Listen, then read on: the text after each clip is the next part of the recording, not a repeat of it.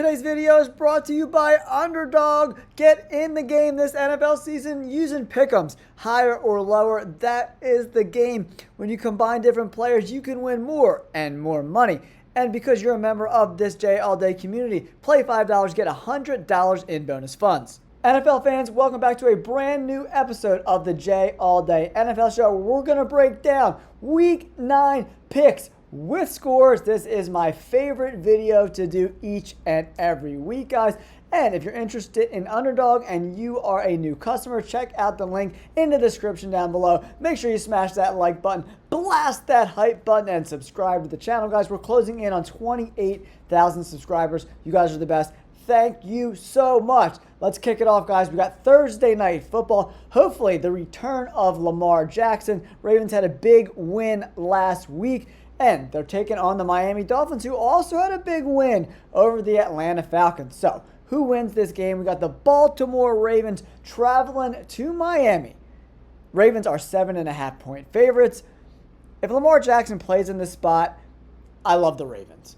And I think even if Huntley is the starting quarterback, I think they still win because this defense is finally starting to get healthy. And I just can't see Tua putting on another 4-touchdown performance, especially after he came off of 2 back-to-back 3-interception games. One thing we have to do is take away the recency bias. We got to look at the collective season for both of these teams, right? And the Ravens, most of their problems was because they were super unhealthy, getting banged up all over the defense, and obviously at the quarterback spot. So I'm rolling with the Ravens on a short week. I think they cover the 7.5 points as well. I'm going 28-17 Ravens. I think Lamar Jackson, they're taking their time with him. They're not forcing him back. They thought they could win that game versus the Bears, and they totally did. So that was a great call by Coach Harbaugh. And now they got their quarterback an extra week of rest. Well, almost a full week because they're going to be playing here on Thursday Night Football. I like Baltimore to get a huge road victory here in week number 9, guys. Remember, we got 4 teams on the bye. We got the Browns, we got the Jets, the Eagles, and the Tampa Bay Buccaneers, and we got 6 freaking teams coming off the bye. Lions, Raiders, Rams, Cardinals, Seahawks, and Jacksonville Jaguars. We got 2 teams short weeks, Commanders, Chiefs, long week, Chargers, Vikings. Now we move on to a really interesting game, Chicago Bears at the Cincinnati Bengals. How the Bengals blew that lead to the Jets, I'll never know. Man, the Bengals defensive coordinator should have been fired weeks ago. It's shameful. I know they don't have a lot of talent on that defense, but they should be able to run some stunts up front and get some pressure with Trey Hendrickson and company, who takes a lot of double teams, right? But man, the Bears on the flip side, 11 penalties last week. One of the main reasons why they lost. Caleb Williams, low IQ in these games, throwing interceptions deep in his zone. Man, this is a really, really, really tough game to pick. Right now, the Bears are 2.5-point favorites, right? Makes sense to me. I think they're going to be able to run the ball with DeAndre Swift against a terrible Bengals defense. Kind of use some play action to open up things down the field for Rome Odunze and Colston Loveland.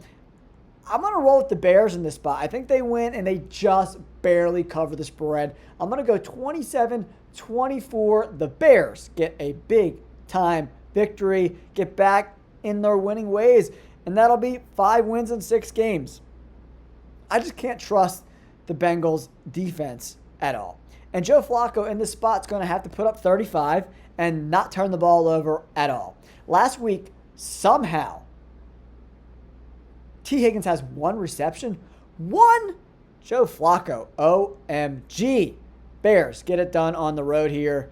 Barely, 27-24. Next up, we move on. Minnesota Vikings at the Detroit Lions. The Lions are exceptionally better at home. And then Carson Wentz, done for the year, shoulder surgery. So it looks like J.J. McCarthy is in line to start. Not really much depth behind J.J. McCarthy, so if anything happens to him, they are up Schitt's Creek without a paddle. So not only that, do they have to play the Lions at home, the Lions are coming off a bye, guys. And the Vikings defense got obliterated last week by the Chargers. The offensive line has been dealing with a lot of injuries as well, and the Lions defense has been playing a little bit better. I think Aiden Hutchinson's going to wreak havoc on this spot. I think they win and cover the spread. I'm going Lions, big dubs up. I'm going 31-17. I was going to say 31-20, but I don't even think they score that many points. From what I saw from J.J. McCarthy early on in the season, leaves a lot to be desired on the road, taking on a Super Bowl contender in the Detroit Lions. That offense is going to put up serious points. So we're going to go 31-17. Jared Goff and company gets a big time W. Next up, guys, a lot of big point spreads again this week. Another week, I'm probably going to limit my exposure, right? If you're into sports betting, check out my memberships. We started with $200 in our account. We added no deposits. We're up close to $600, and that's with the losses from last week, right? The Bengals killed me last week, man. Didn't have a lot of exposure to the Falcons, but the Bengals losing to the Jets. Whew, kicked my ass, guys. Packers given 12.5. The line's huge, so that makes me think that Bryce Young probably isn't going to be available in this spot, right? So the Packers' big victory on the road versus the Steelers, who look old and not good. But man, Jordan Love probably put on one of his better performances that I've seen in quite some time. If they get that Jordan Love consistently throughout the rest of the season, they're going to be Super Bowl contenders, in my opinion, man. Carolina on the road in Green Bay. Buffalo whooped that ass. Crushed them. Crushed the Panthers. Andy Dalton looks like he's never played football before in his life. Not a good look. They have made Rico Dowdle the number one running back. I don't think that matters at all. The Packers carved up the Steelers, man. 35-25. Jordan Love, 360 yards, 29 of 37, 3 tutties.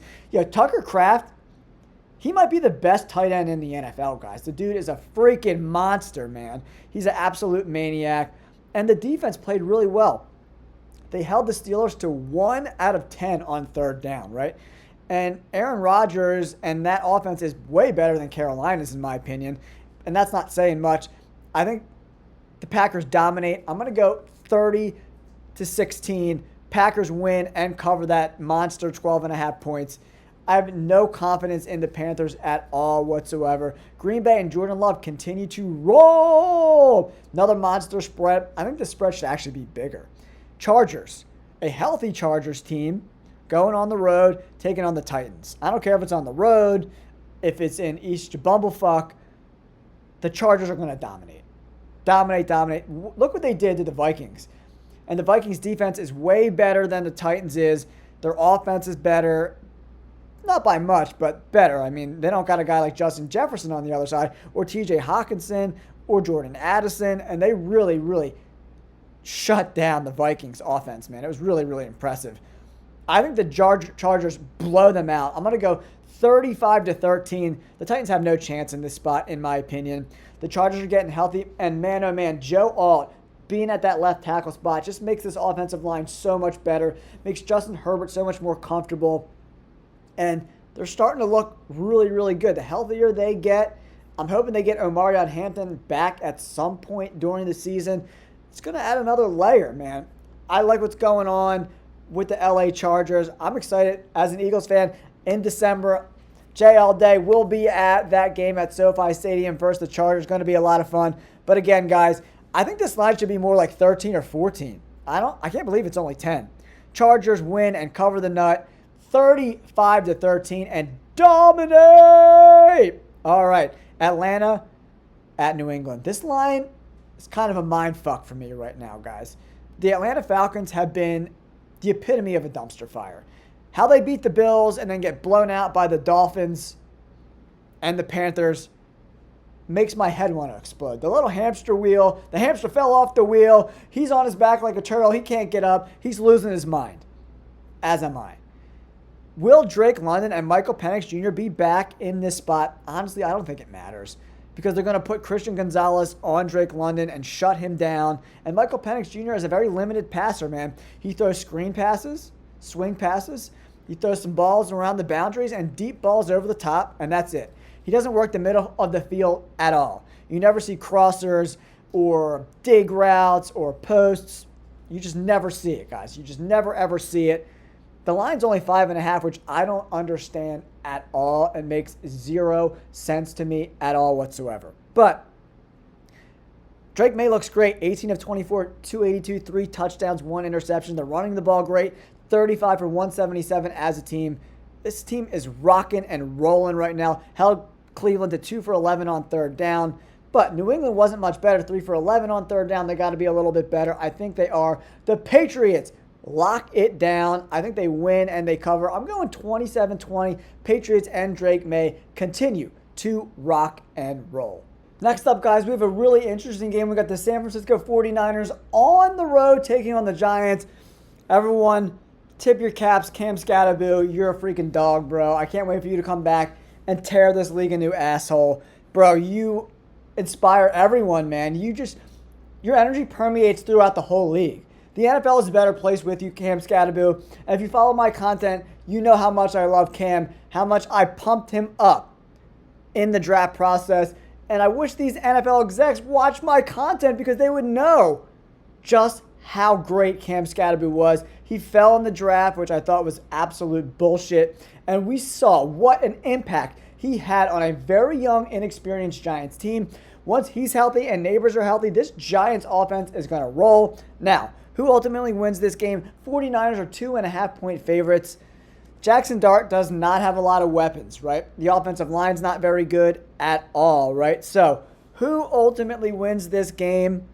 I'm going to go with the 49ers. I think this defense is too good to give up a lot of points to the Giants. I think the 49ers get back on that winning horse, win this game, and they cover the nut. I'm going to go 23-13. I think this offense is going to be able to find holes in this kind of a attack-heavy front seven, right? Especially in the screen game with Christian McCaffrey and short passes to George Kittle. I think Shanahan's going to scheme it up and find openings in a secondary that's very beatable, in my opinion.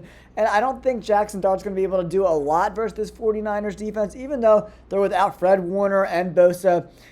Outside of last week, Robert Saleh had this defense playing really, really, really well, even without those guys. So that's why I like San Francisco to win in this spot, guys. 49ers win 23-13. Next up, we got another great game. Colts at the Pittsburgh Steelers. Colts are -3 favorites. I thought this nut would be a little bit higher. For me right now, this Steelers defense is reeling. Back-to-back games, giving up over 30 points. Rodgers got sacked 3 times. Jordan Love threw for over 350 yards in that spot versus the Steelers. Aaron Rodgers went 1 for 10 on third down, so they're not efficient on third down. This defense is old. And in the second half, you really start to see that in that game versus the Packers. They started to fade, and Jordan Love carved them up. I think this Colts offense has got a bunch of young, explosive guys. Jonathan Taylor, Tyler Warren. I think they wear out this Steelers defense and win this game. I think they put up another 30 points. The Colts do. They've scored over 31 points in each of their last 4 games. All of their wins, they're putting up some serious points. They only have 1 game where they scored 20 or under all season long. This team is carving it up. They're going to carve it up again. I think Jonathan Taylor balls out against this older defense, man. They're going to just keep running the ball and just death by 1,000 cuts, right?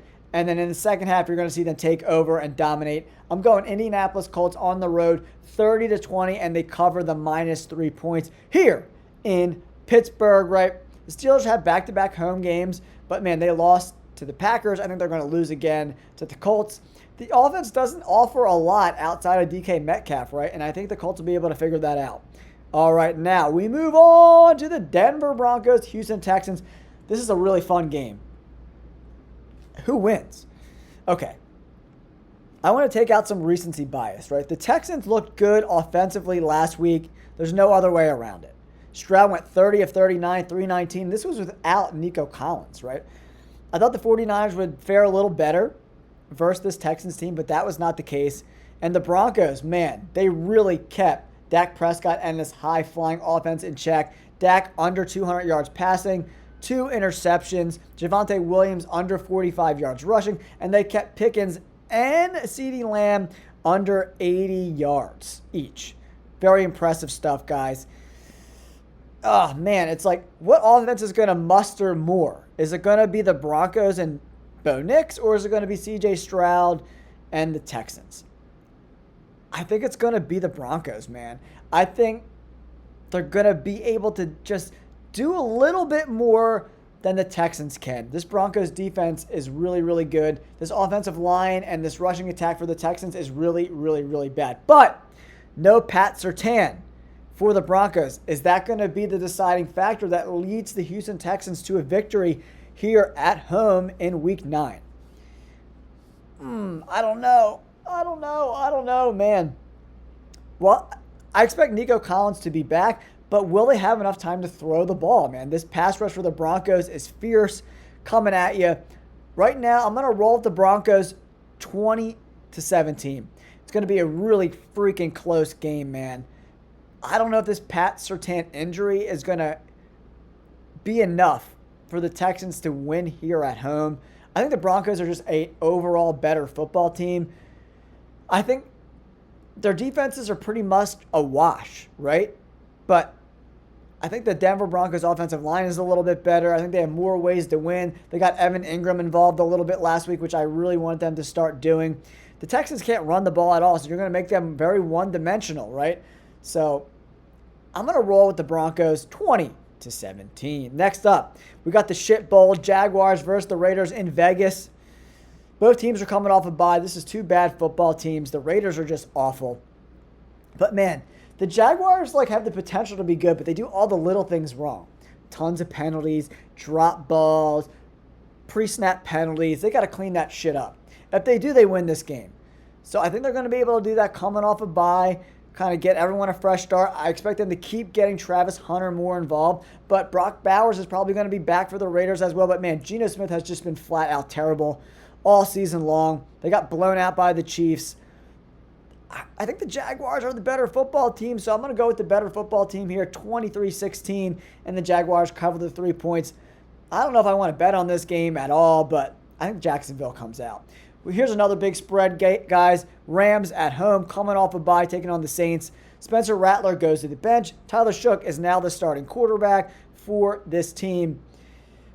Kamara was awful last week, only 6 carries for 21 yards. But if you look at Shough and Rattler's stat line, pretty much identical. I don't know, man. This is not a step forward in my opinion. They're going to just see what he has. It's a tough sledding for the Saints this week. I think they lose. I think they get blown out. I'm going Rams 35-10. I think Tyler Shough really struggles against a good front seven that can get after the quarterback. He's not going to have a lot of time to throw. I like the Rams to dominate this game. Coming off a bye, Sean McVay coming off a bye with Matt Stafford, getting some time off to rest that old body. Yo, Rams, get it done and dominate 35-10. And the game of the week, maybe the game of the year coming up here, guys. We got the Chiefs on the road taking on the Buffalo Bills. Chiefs are on a short week. The Bills blew the brakes off the Panthers, so they're not going to be banged up. But Ed Oliver, done for the year, torn bicep. That's a huge freaking loss. The Chiefs struggled early on versus the Commanders. 7-7 going into halftime, and then they flipped the switch and really, really took over. There were 2 fluky interceptions. One banged off of Kelsey's hands, and the other one, Lattimore just ripped it out of, I think it was Rashid Rice's hands on the boundary. It was really just a hell of a play. Sometimes you got to tip your cap to the defense, right? But man, the Chiefs are playing very complimentary football. They're running the ball tough. They got tons of weapons on offense, and the Bills are kind of limited offensively. Especially, they don't really have an X-wide receiver. James Cook balled out last week, so that's if they're going to win this game, they got to run the ball down the Chiefs' throat. I don't know if they could do that consistently. The safeties have been terrible for the Buffalo Bills, as well as the linebackers. Now, Ed Oliver's hurt. I think the complimentary football continues for the Chiefs. I think they win this game, cover the 2.5 points, barely. 27-24, Patrick Mahomes and the Chiefs get it done. I don't know, man. This Buffalo Bills team, I love Josh Allen. I just think Spagnuolo's going to take away James Cook and make Josh Allen win with his arm with a bunch of weapons that are just pretty mediocre, right? Keon Coleman and Khalil Shakir and the 2 tight ends. Decent, but I just like what the Chiefs are cooking right now, man. I like the Chiefs. It is in Buffalo, so it's going to be a freaking close game, man. Tough spot for the Chiefs on a short week as well. But, man, As of right now, I'm going to go 27-24. Kansas City Chiefs get it done. Next up, we got the Seahawks versus the Commanders. Biggest question for this spot, is Jayden Daniels going to play? Marcus Mariota didn't look bad in that spot, but he didn't really look good either. Too many design runs. I wanted to see them just spread the ball out to Deebo Samuel and Terry McLaurin. Krusky Merritt didn't get enough carries. Then they got into they were down, and they just kept passing the ball. That's not how you get back into the games. You got to establish the run and chip away. They tried just passing on every down, became super predictable, and that's why the game ended in that blowout, right? Commanders are on a short week. Seattle is coming off a bye, so I'm not really worried about them traveling across the country. And this defense is really good. So, oh man, I've been going back. I'm so on the fence on this game, right? But man, Sam Darnold has looked really, really good. And this Commanders defense looks old.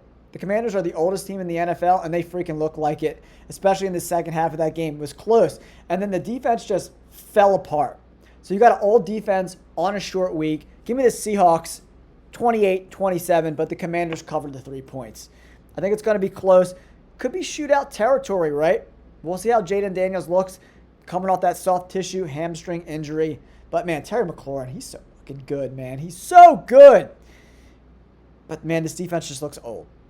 Straight up. They have a lot of flaws on this defense that teams like the Seahawks can exploit. I don't know who's going to cover Jackson Smith and Jigba. I think Sam Darnold and him connect for 10 catches, 125 yards, 2 tutties. I like Sam Darnold to get it done. 28-27. I'm changing Seattle to win this game. I originally wanted the Commanders. I thought the Commanders could do it, but you know what? Short week, all defense. Seahawks get it done. 27-28. Wrapping up our Week 9 picks.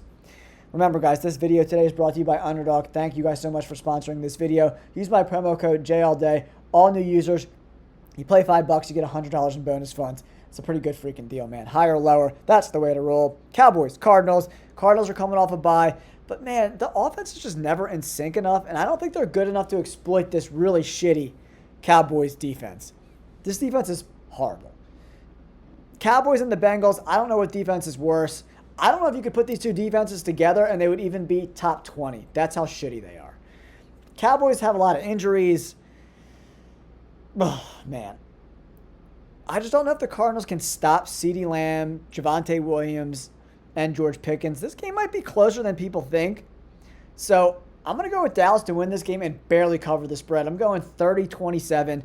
Is Kyler Murray healthy enough to play in this spot? We'll have to see. I love Trey McBride, but remember, the Cardinals have no running backs. They're going to be limited offensively because this Cowboys team can't stop the run at all. So are the Cardinals have enough to take advantage of it? I'm not quite sure. I don't think they have quite enough juice. So, yeah, I'm going to go, I'll go 30-27. Dallas gets the W, barely covers the 2.5 points. It's close. Thank you guys so much for tuning into the video, being a part of this community. You guys are the best. You guys mean the world to me. Thank you so much for the love and support, guys. It's overwhelming. We've only been at this for 2 years, closing in on 30K. I appreciate you guys so much. Don't forget to like and subscribe. And check out the video I just posted with my dad. He gives out his picks this week. I'll leave that video here or here. Somewhere around here it will be there. Check out Tommy's video. It'll mean a lot to him. I love bringing my dad on the channel. He's my best friend. I love you, Tommy. Thanks for being a part of the community again. Peace.